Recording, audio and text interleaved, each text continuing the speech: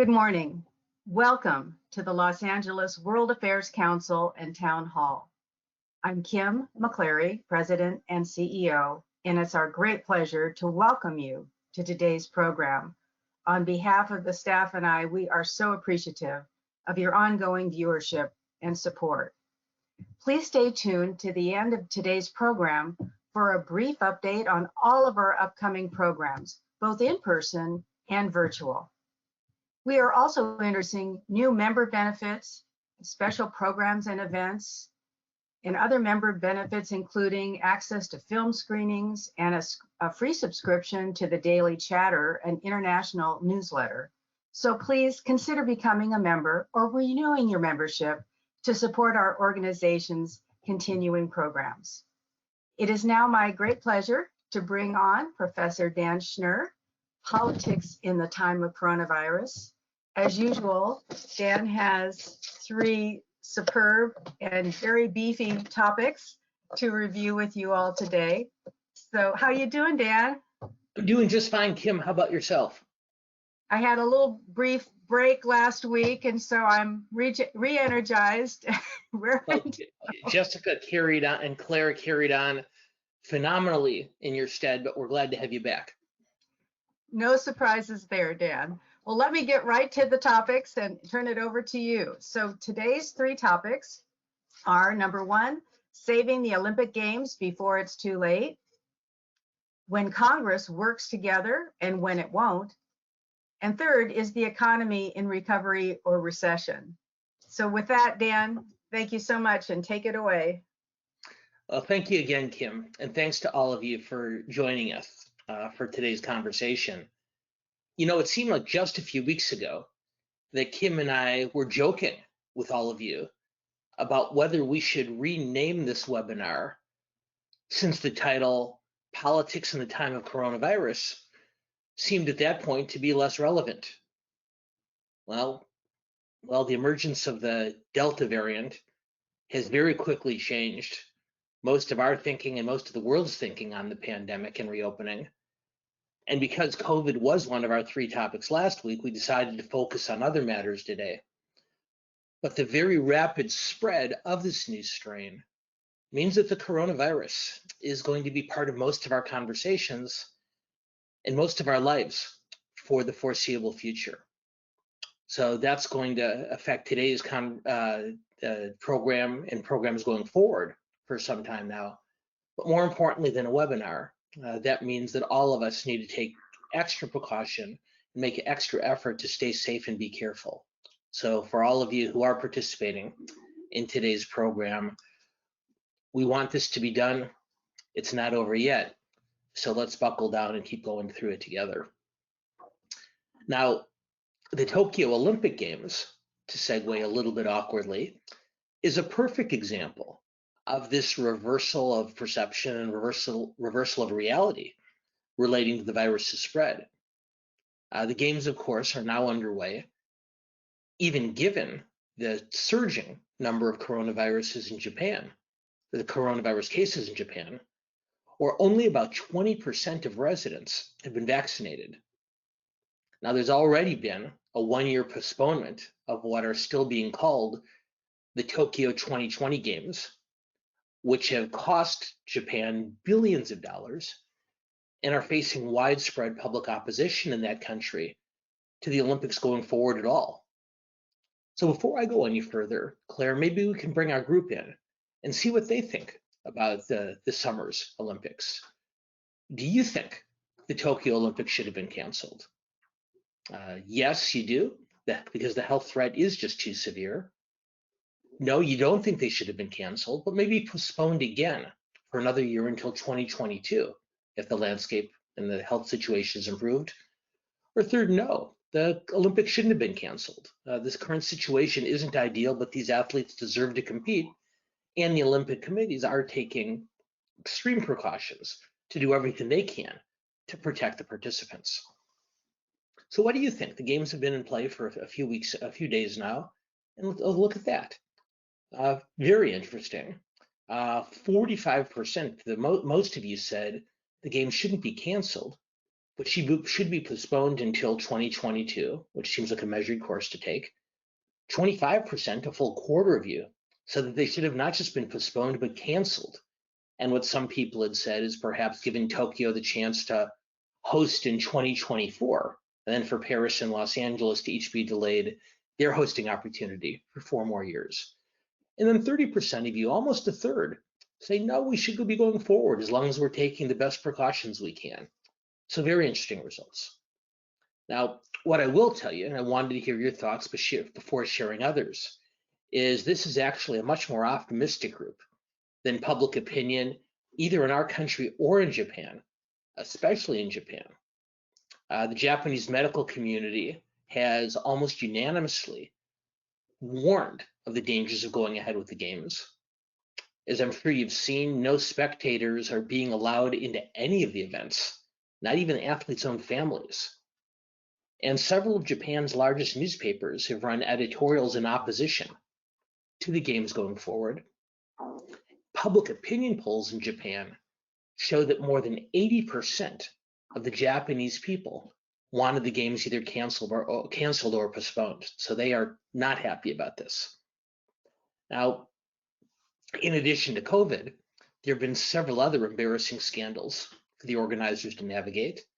It was revealed early on that the new main stadium, the one being used for the opening and closing ceremonies, had been overpriced under somewhat questionable circumstances and financed under questionable circumstances as well.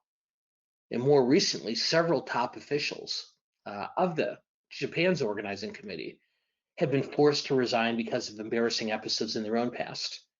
And we've already seen large numbers of athletes who've been prohibited from competing because they contracted COVID, either in their travels or after arriving in Japan.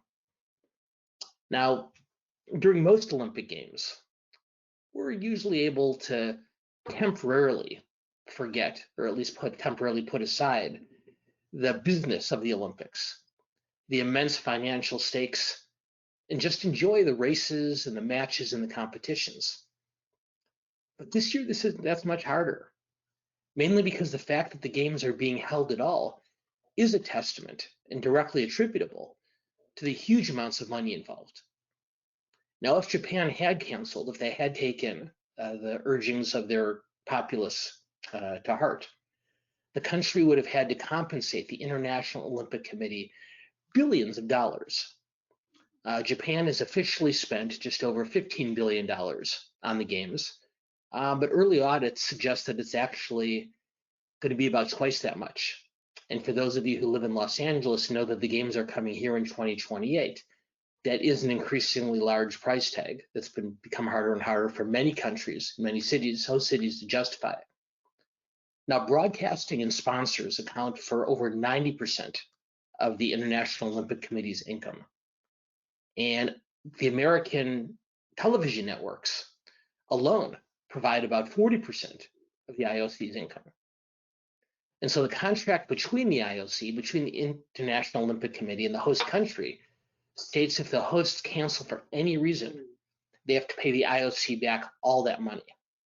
And so that's a pretty powerful incentive for Japan to go forward. But what it means is that the games are taking place in empty stadiums, which at least for me has given them a very hollow feeling.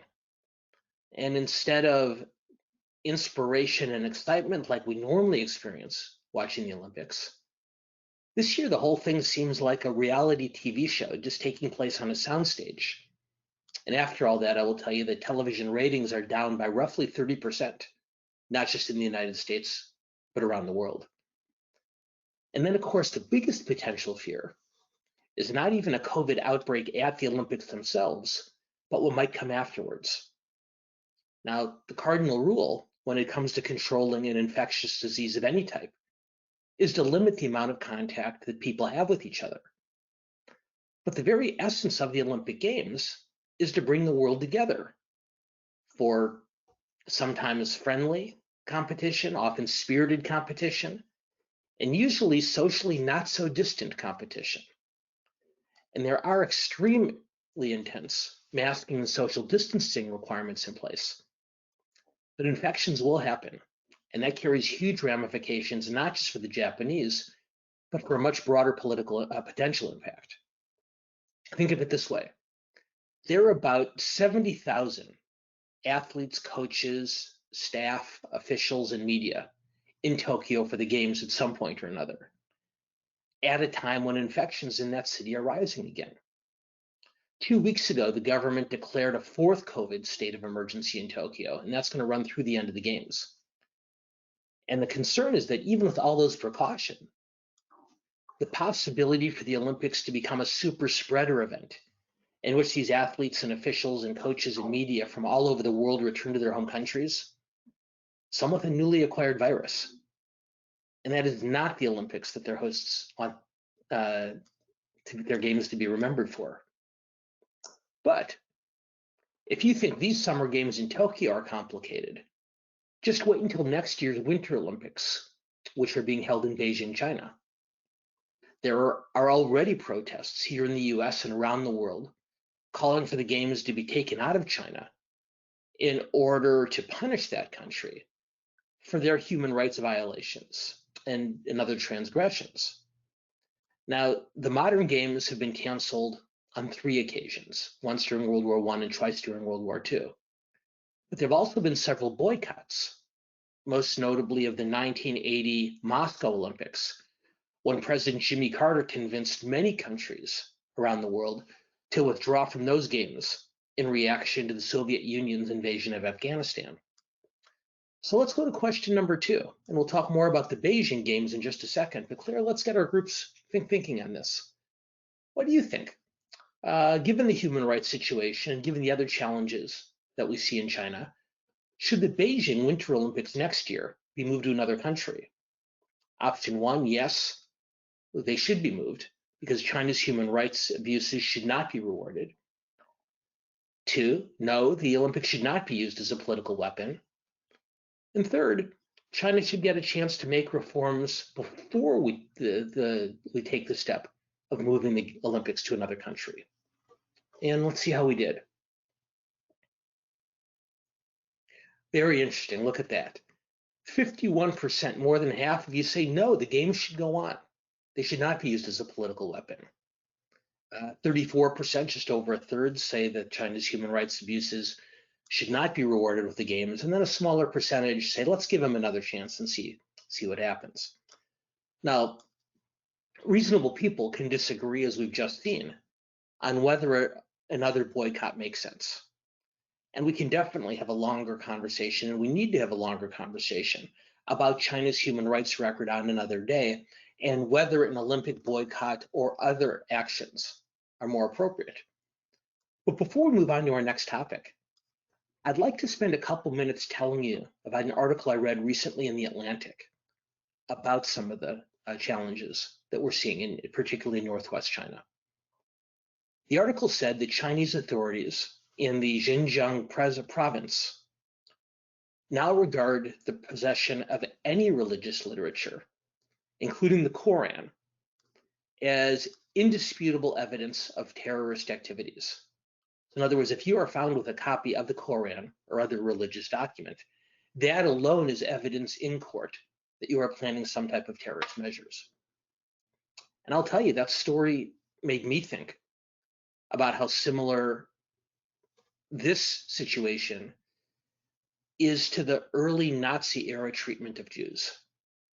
And I am always hesitant to cite the Holocaust in comparison to other transgressions, no matter how big or small, because the last thing I would ever want to do is minimize the horrors and atrocity of what took place in Germany in the 1930s and 40s. But what we learned from China is that survivors from the camps talk about torture, starvation, force feeding, solitary confinement, and brainwashing. Those who are in prison are pressured to incriminate others. Police go house to house searching for illicit materials of the type I mentioned a moment ago.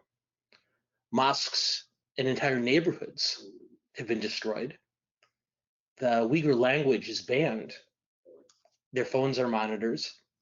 And face recognition technology is ubiquitous in the region. Now, it is important to note that the concentration camps for Muslims in China are not extermination camps. But this is the greatest systemic detention of a religious minority since the Second World War, and it's not going to stop anytime soon. In 1936, Germany hosted the Summer Olympics, and we have a little over a year to decide whether these games should be held in Beijing. But regardless of that decision, these atrocities are becoming harder and harder to ignore, and we will talk about them again in the future, I suspect many times. All right, let's move on. Let's move on to our second issue. And our second issue, coming back to the domestic landscape, is we're going to talk about the United States Congress and whether they can actually work together across party lines or not. Now, Joe Biden spent most of his campaign last year preaching the virtues of bipartisanship. And despite pretty significant pressure from the base of his own party, he's kept up that mantra through his first 6 months in office. And within the next week, we'll start to see whether he can actually pull it off. And we'll talk about a number of issues in just a minute, but let's begin this conversation more broadly. And Claire, let's ask our group to weigh in on their thoughts about Biden, not necessarily on infrastructure or voting rights, but on a broader scale. Do you think the president is too willing to compromise with Republicans? Yes, he needs to be more firm, and he really does need to push his agenda, whether it's on infrastructure or voting rights or other issues.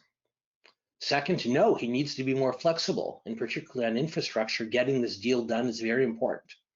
And he needs to exhibit a willingness to negotiate to a greater degree than he has so far. Or third, we'll call it the Goldilocks answer.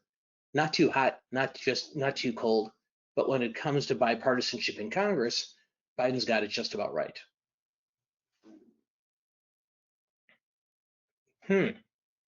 Look at those results. 49%, almost roughly half of you, say he needs to be even more firm, which is certainly doable, but is a real challenge with such narrow majorities in Congress.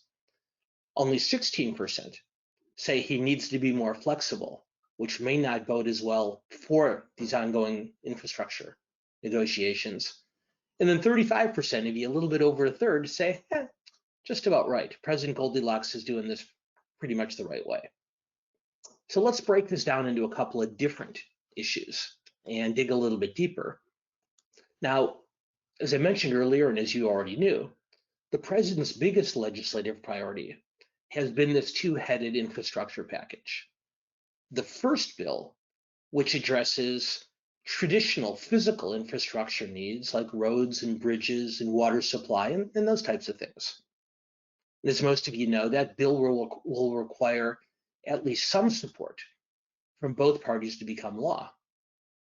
And negotiations over this infrastructure bill have progressed in fits and starts for months. But it now looks as if the senators negotiating over the bill have become much closer to an actual agreement. And there's been some discouraging headlines out of Washington in the last day or two. But the fervency with which both sides are working suggests that this legislation is still very much alive. Now, it is going very slowly. And every day there are news stories about how the negotiations are failing or have failed.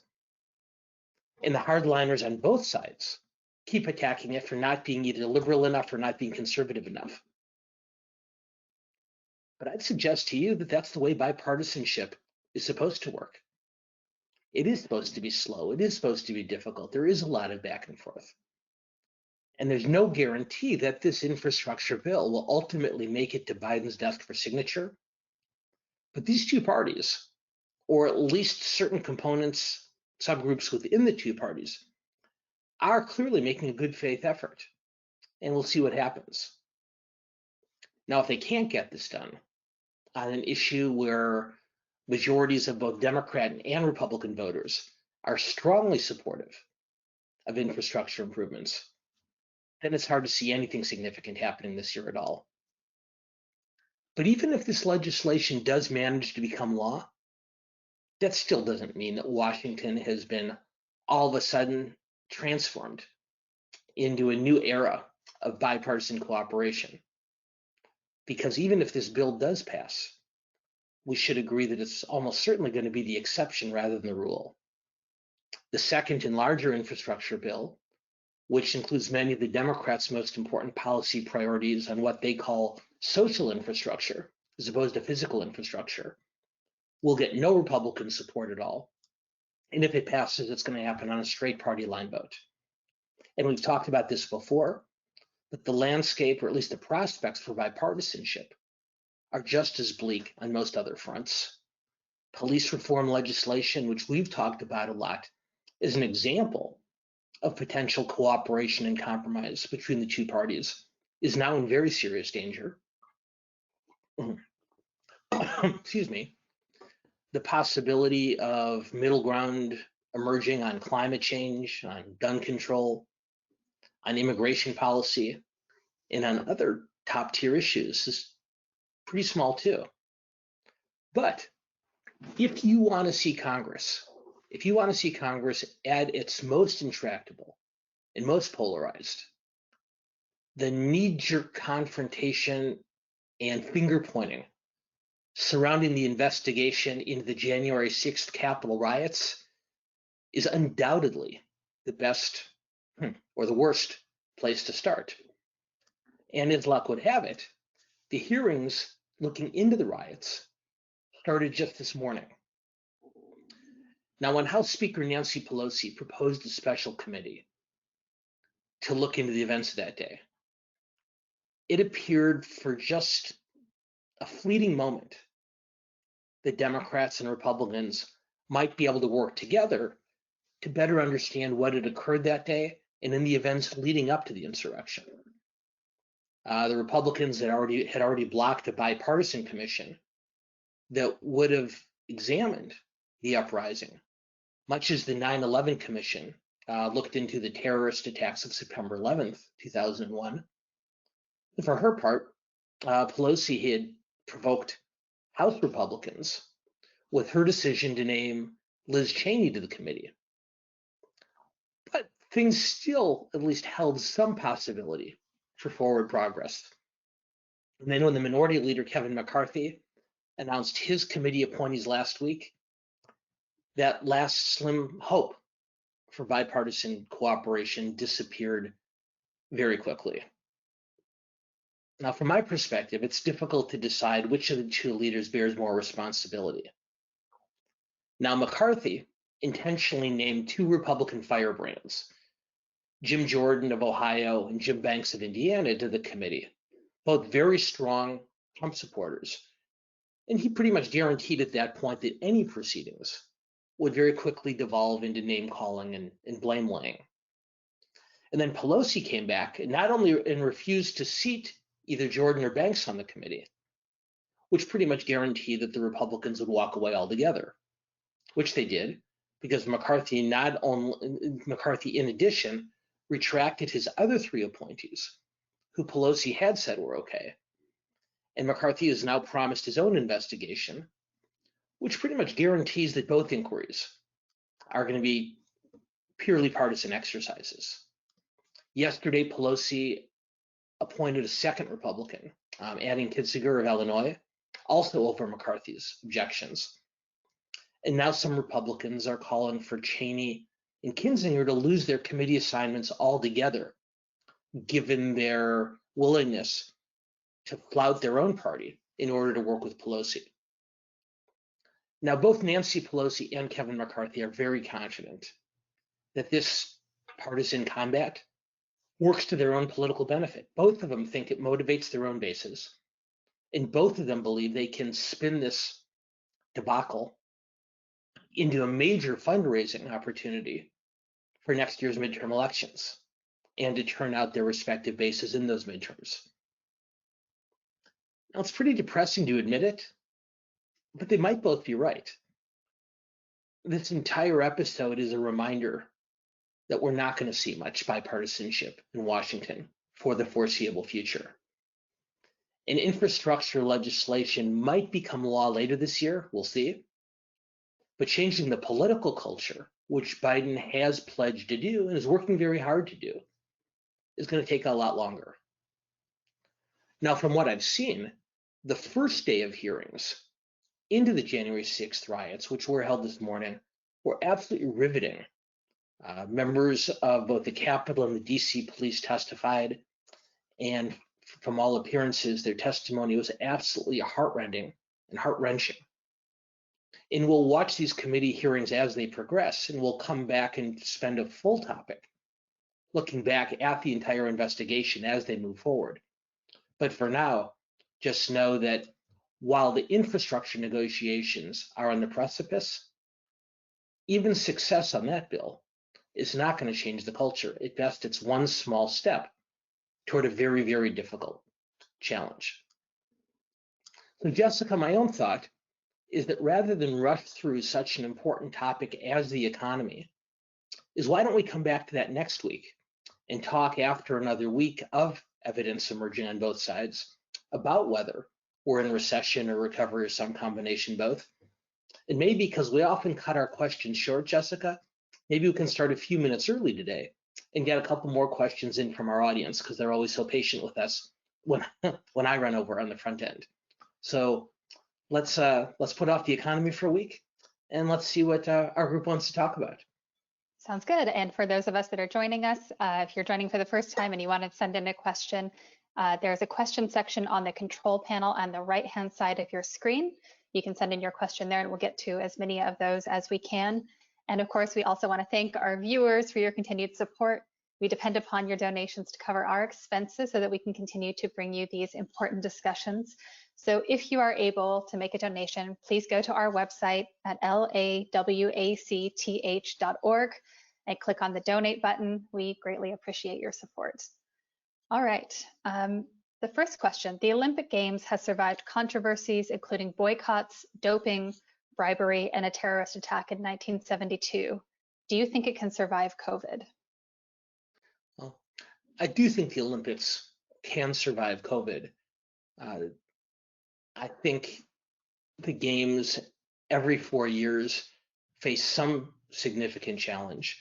But what strikes me as unique about this one is not so much the virus, but rather how much more apparent it is than normal, how much of this is being driven by financial decisions. Now, for those of you who watch our program regularly, I hope you look at me as something other than naive. But as I said earlier, even though we know intellectually that the Olympics are a business and they're about making lots of money for the International Olympic Committee and their partners, it is possible for a couple weeks every 4 years to put all that aside in order to enjoy the competition in their own right. And I wonder, just like any athletic or entertainment event, which depends on young people to build its base of support and audience going forward, I wonder if these sort of hollowed out games are going to be as exciting or as interesting to young people, not just here in the United States, but around the country. And every 4 years we hear stories about an Olympian, about one of them who as a young boy or young girl was inspired by what they saw on television, a gymnast, a swimmer, or a volleyball player, or a runner, something like that. And if these kids aren't watching, then they're less likely to be inspired. I can't imagine the games going away, but I do worry as they progress, they might not carry the same level of excitement and inspiration and magic that I think many of us grew up with. I think one thing that also maybe younger generations are struggling with is that there's not really a lot of ways to access the Olympics if you don't have NBC or, a way to watch it on television. So trying to actually get it online has been a little bit difficult. So I don't know if that might be part of the reason that the Olympic viewership is down, is because the way that people view things has shifted a lot over the last couple of decades. Well, NBC is interesting, has made a very, very concerted effort to get people to watch the games, not just on their networks, but on their streaming service, which is called Peacock. And so what they've done is they've made a very, very considered set of decisions to put some of the most attractive sports with the broadest audience, not on NBC itself, not on its sister cable stations, but on its streaming service. And that's something that a lot of people have found complicated to navigate. So on one hand, there's more Olympics available than ever before, and particularly for a younger audience, the streaming should be a benefit rather than a detriment. But I do think, Jessica, that beyond the technology, which has always changed. I remember some years ago when we were all excited that the Olympics are going to be shown on several cable networks rather than just on NBC or ABC at night. But I do worry that while politics have always encroached on the games, I also do think that the upcoming Beijing Olympics on this landscape are going to create a more divided Olympic movement. And that too, just like COVID this year, is going to diminish the fan base and make it a somewhat less attractive proposition going forward, particularly for young people who might have been much more engaged in prior years. Does anyone know if everyone leaving Japan, but especially the Olympics, will have to quarantine for at least 10 to 14 days before coming to their homes? Are any talks like this in place? It's a great question, and I have to admit I don't know if every athlete and every other participant is required to quarantine upon returning home. My guess is that just as every country in the world has different regulations for international travel more broadly, that different countries will make different decisions on that regard. What is interesting, though, is what the Tokyo organizers have done in order to limit the likelihood of COVID spread is, for most of the modern era, all of the Olympians in every sport have come to the host city in advance of the opening ceremonies and had the ability, should they choose, to stay all the way through the games, through the closing ceremonies, regardless of when their own competition was scheduled. And one of the things that you hear these young athletes talk about as being a particularly magical part of the Olympics experience is not just the competition, but rather living in the Olympic Village for a couple weeks and getting to know young people from around the world who are from different backgrounds, who play different sports, and to establish those kind of international relationships. What the Japanese organizers did this year, understandably, given the need for COVID precautions, is they've told the Olympians that they're only allowed to be at the village and in the country for a certain number of days before and after their competition. So if any of you did watch the opening ceremonies last week, if the opening march looked a lot shorter, that's because it was. Because only those athletes who were competing in the first 5 days of the games were allowed into the village. And when the athletes complete their competition, regardless of the reasons for it, they only have a limited number of days before they leave. So again, totally understandable health and medical precaution, but one other thing that keeps the games from accomplishing what it has so many times in the past. How do citizens of a city hosting the Olympics benefit? Private companies, politicians benefit, but what's in it for the taxpayer? Well, the argument in favor of hosting an Olympic Games is not only does it create a tremendous amount of civic pride, but it shines an international spotlight on a city, which can be very, very beneficial to that city for commercial, for tourist, and for trade reasons. And then also, the host cities will argue that the investments they make in infrastructure, whether it's sporting facilities, whether it's transportation or housing, are something that can be of great benefit to that city for many years after the Olympics have left. And over the years, as the games have gotten larger and larger and more expensive and required greater and greater public investment, it's become less and less clear that those payoffs are as great as it was commonly believed. And in fact, the 1984 Olympics, held here in Los Angeles, I believe are the only games over the last half a century that have made a decent amount of profit rather than costing the organizers money. And the people of Tokyo are particularly upset because they're not allowed to attend the games, so there is no coming together. Most of the international attention on Tokyo is not particularly favorable given the shutdown. So unlike when they hosted the games in the aftermath of World War II and the Japanese wanted to reassert themselves as a member in good faith of the community of nations, that positive imagery is not coming out of Tokyo this year through no fault of the Japanese. But of greatest concern is it's become more and more clear in recent years that these massive investments in public infrastructure don't always create the long-term benefits for the host cities that had commonly been believed. And as a result, one of the reasons that Beijing is hosting the Olympics next winter is that it was one of only 2 cities to apply for the 2022 Winter Olympics. The other was a city in Iran. It wasn't Tehran, and I have to admit, I don't remember what city it was. And the Olympic organizers understandably decided that China made more sense than Iran did. And although Paris and Los Angeles agreed to sort of split the next 2 games, Paris will be hosting in 2024 and Los Angeles in 2028, only one single city, Brisbane, Australia, applied for the 2032 games. So it is looking like much less of an attractive proposition for these potential host cities than was the case in the first half century of the modern games. As a follow-up to that, this questioner asked, is it possible for Los Angeles residents to recall the 2028 Summer Olympics as did Denver in 1976? It's almost impossible. And to a large degree, it would depend on Mayor Garcetti's successor, and that man or woman would need to be an avowed opponent of the games.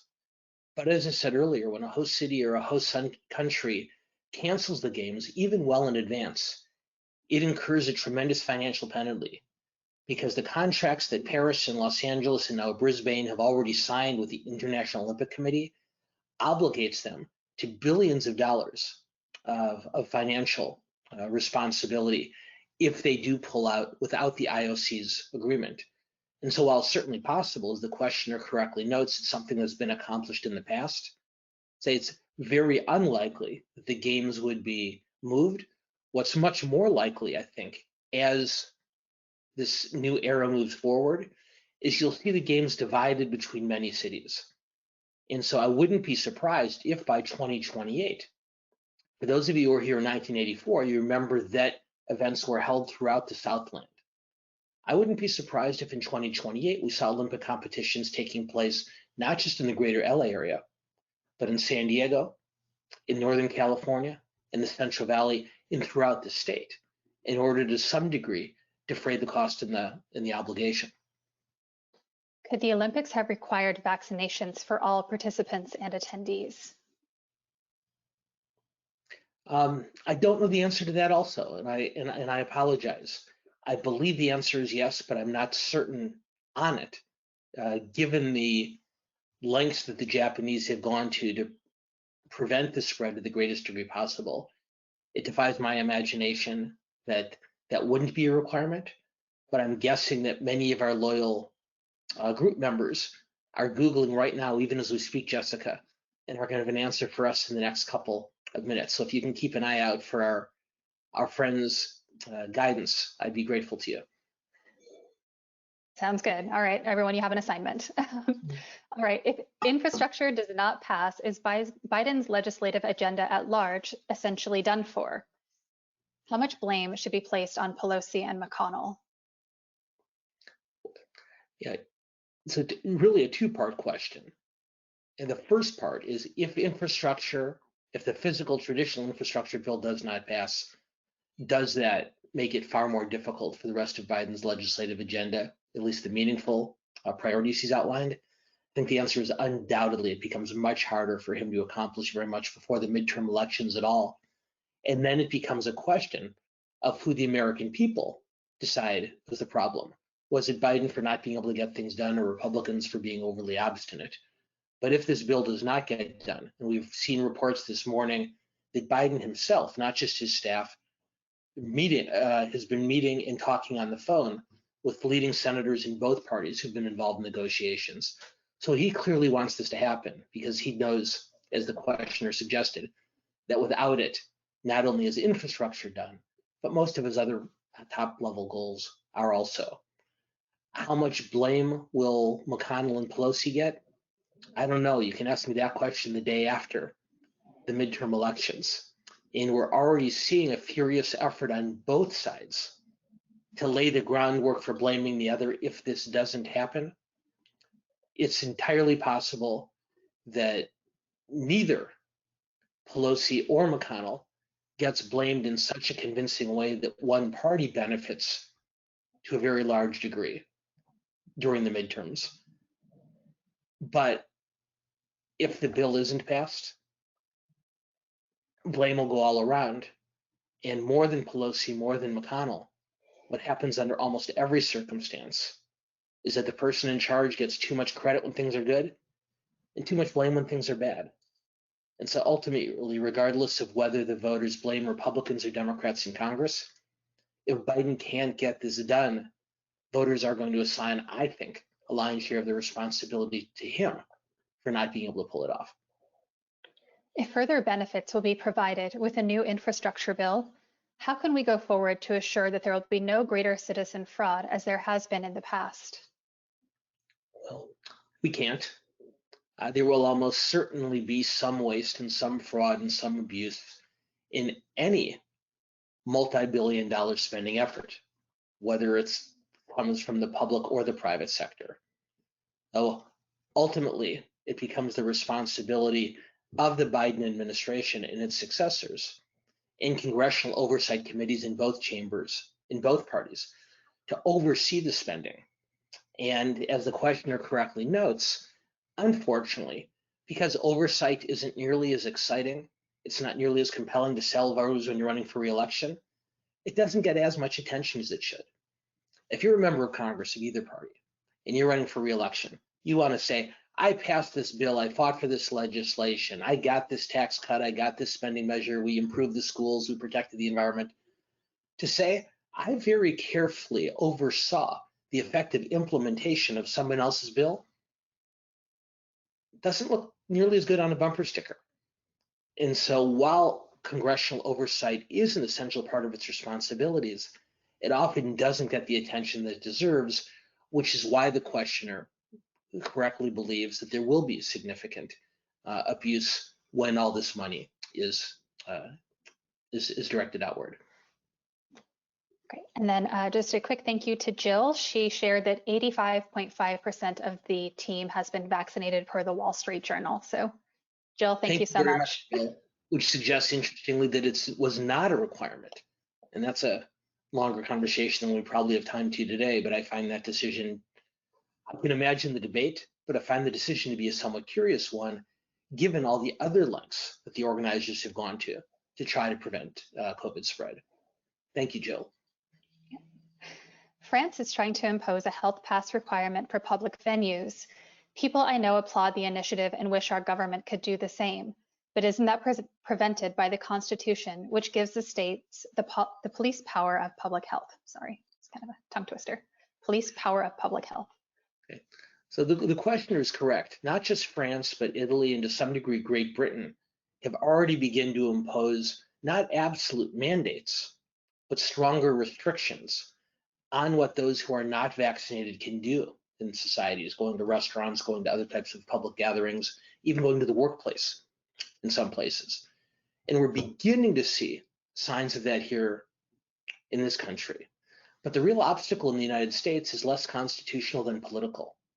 Because I believe what President Biden and his advisors understand is that to impose that broader sweeping mandate would tremendously increase the cultural and societal division that we're seeing in our country right now.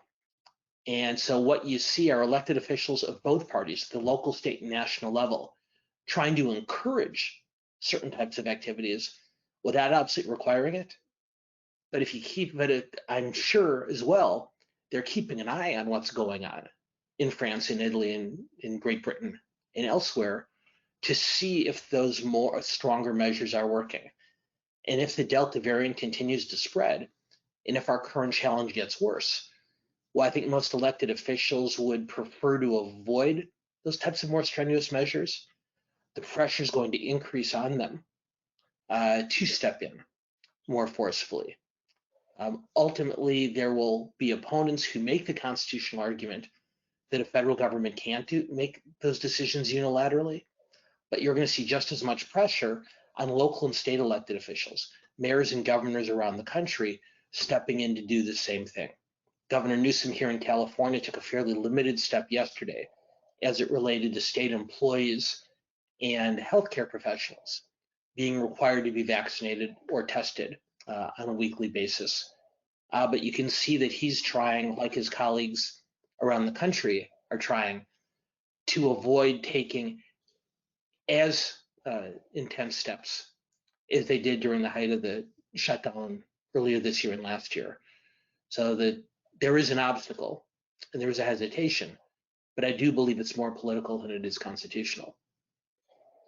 As a follow-up to that, what are your thoughts on why the Biden administration is not mandating COVID vaccines for White House staff per the White House press conference last Friday? I was somewhat surprised by that.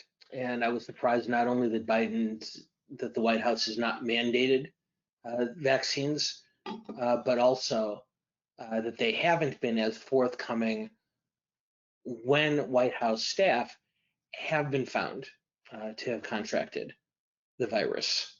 And in the long run, Biden is not going to be judged by these types of actions, but rather by how he handles the pandemic on a much broader and wider scale. But these are examples that have caused some, I think, legitimate questions in Washington, D.C., not only from Republicans, but from fellow Democrats. Sorry. Can you comment on the latest poll showing that 47% of likely California voters support recalling Governor Newsom?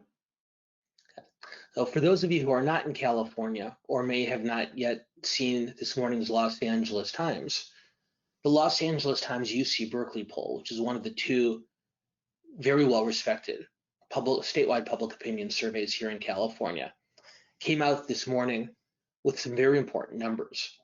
For the last several months, it's appeared in polling that Governor Newsom is very likely to survive the recall. And we've been seeing 15, 20-point margins or more of voters who would prefer not to recall Newsom from office than those who want to. Now, what the Times in Berkeley did this morning, which is what respected polling concerns do in most elections, is now that we're less than 2 months from Election Day, in addition to surveying all voters, they ask respondents if they're likely to vote. And so what the Times did is they broke out the numbers between all California registered voters and those who said they were likely to vote in the recall. The results among all California registered voters are not all that different than they were a few months ago, by about a 15, 20-point margin. California voters said that they preferred to keep Newsom in office as opposed to removing him. But when they winnow those responses for likely voters, and the closer you get to Election Day, the more important that likely voter tally becomes, the likely voter number showed that within the margin of the responses were in the margin of error, while slightly more California likely voters said that they would vote against the recall than vote for it. It was only a 3% margin. And for all practical purposes, when it comes to public opinion polling, that's essentially a tie. And what those results show is that while most Californians would prefer not to recall Newsom, it's very clear from these poll numbers and others that Newsom's opponents are much more motivated in paying much closer attention to the election than his supporters. The percentage of Republicans who say that they're going to vote in September is far, far higher than the number of Democrats.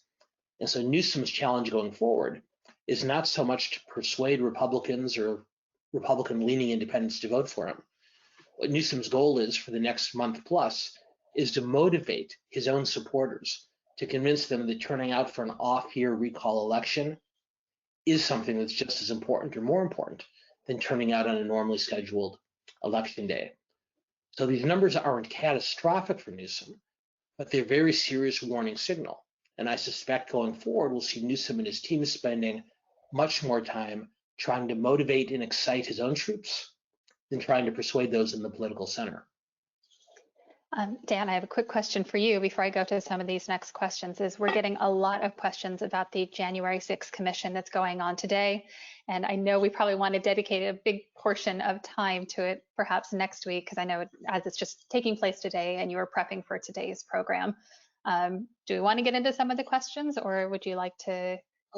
I think we can. We will talk about it next week. And just by way of explanation to all of you who have been following the hearings, is our thought was that because these hearings would not just be one day, but in fact go on for some time, that rather than devoting one of our topics to a discussion of the hearings when there's so much more to be heard, better to schedule it for next week once we have a more complete understanding of what the committee is doing.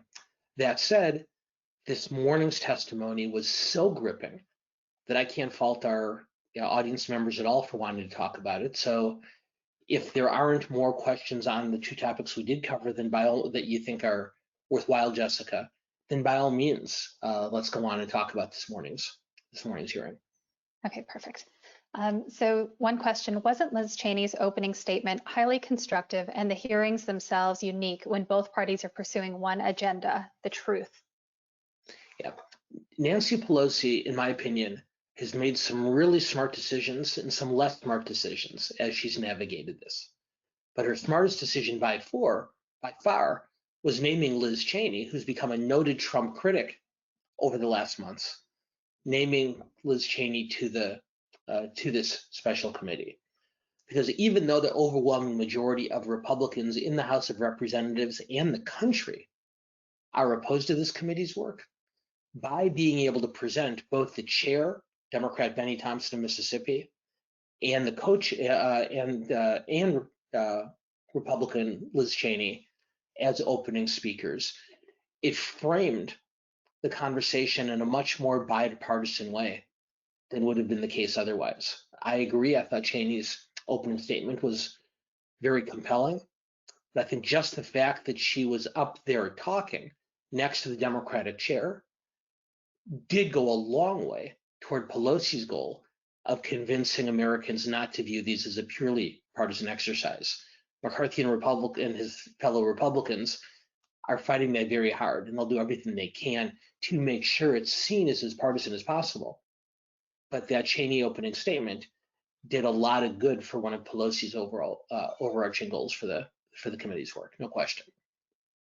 Shouldn't Pelosi have kept Jim Jordan on the committee to let him show the absurdity of Trumpist position in face of the onslaught of the true testimony that will evolve? Well, there's no easy answer here for Pelosi. Once McCarthy decided, now interesting to go back a step, Kevin McCarthy could have gone even further than Jim Jordan.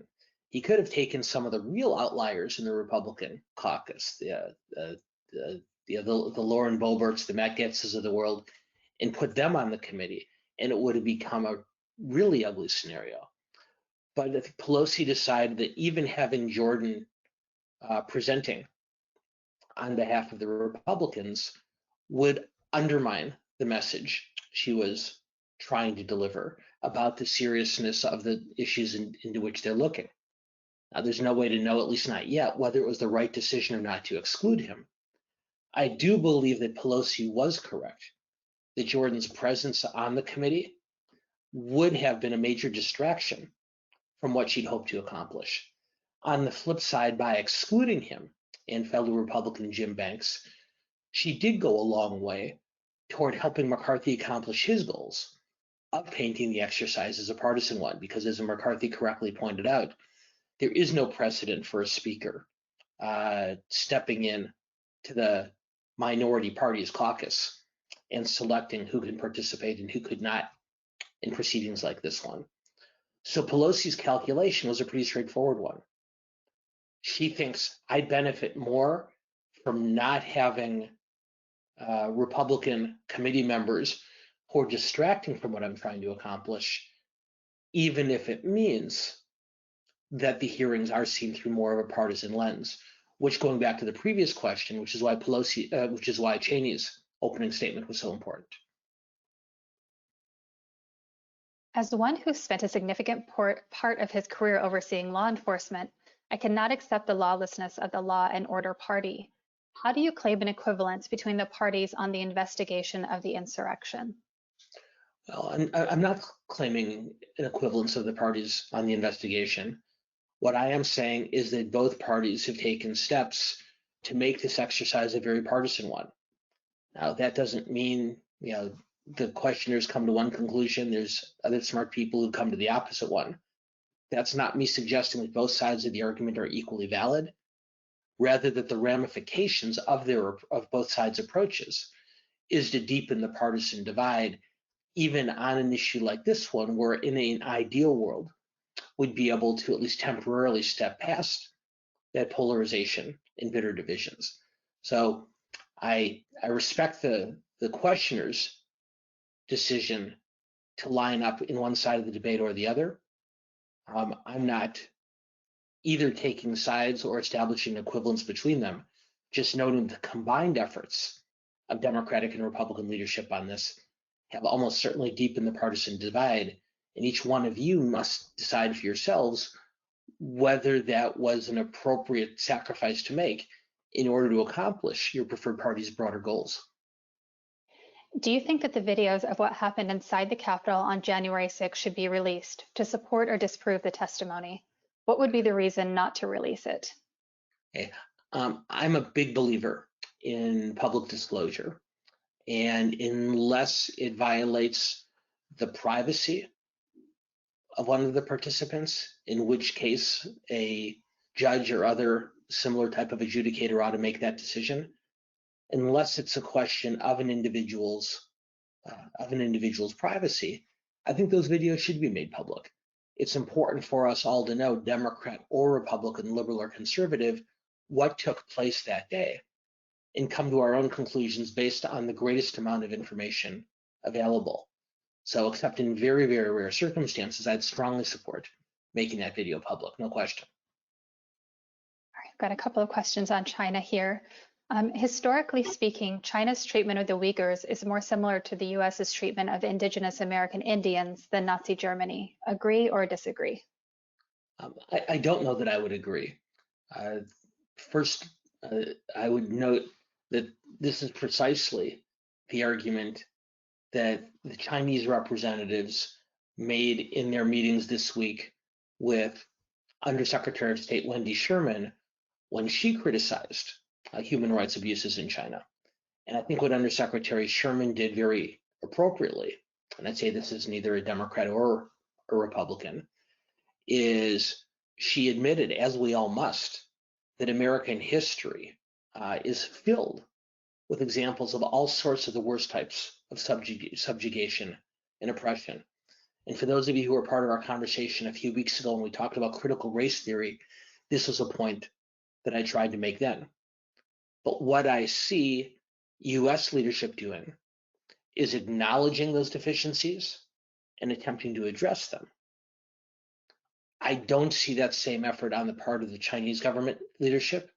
I think if they were more willing to address and to correct those excesses, I suspect the world would respond very favorably. What do you believe the intent was of Xi Jinping's comment, "Foreigners who bully China will bleed and get their heads bashed," during the speech for the 100th birthday of the Chinese Communist Party? Well, it goes to show that Chinese politics isn't all that different from American politics. Earlier, I was talking about how politicians, in that case, Governor Newsom of California, needs to motivate his base rather than to persuade undecided voters. Well, Chinese leading politicians have decided the same thing, that rather than reaching out to those in their country who are still deciding what they think about these type of geopolitical matters, in the speech, it's very clear the goal was for Xi to motivate his party, his parties in his countries in his own personal political base. So very combative, confrontational, bellicose language like that isn't designed to persuade. It's not designed to convince either a domestic Chinese audience or an international audience trying to decide whether to align with the US or China. It wasn't designed to persuade them at all. It was to rally his own base and make them make sure that they were as motivated and as excited and inspired to follow his leadership going forward as they have been in the past. Well, thank you so much. We took you right to the end of the hour. So to all of our audience, like I said, we're going to focus on the economy and the January 6th discussion next week, it sounds like. So might only be able to get to 2 because I know that's a lot to cover in our 30 minutes that we have. So I'll leave that to Dan. Well, Jessica, thank you very much. As always, you're terrific. Thank you.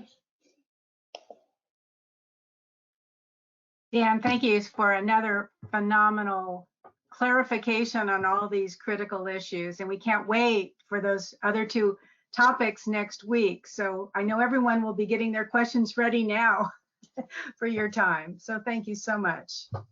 Well, thank you, Kim, and thanks again to everybody for being with us today. Thank you, Jessica, as well.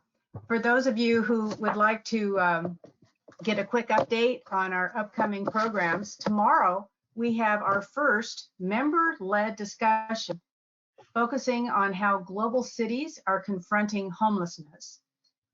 On the 29th, reimagining healthcare in our post-pandemic world.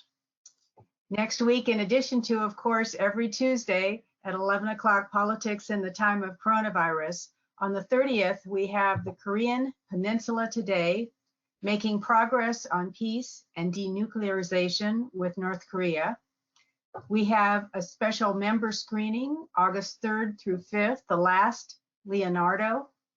And again, another screening, August 13th through 15th, on with Congresswoman Barbara Lee speaking truth to power.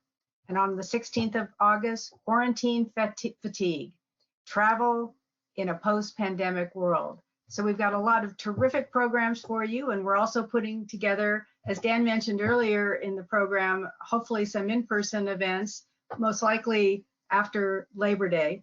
So please go to our website at lawacth.org,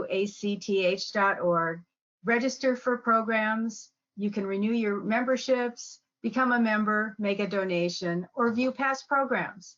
Everybody, please stay safe, and we hope to see you tomorrow. Dan, thank you again so much.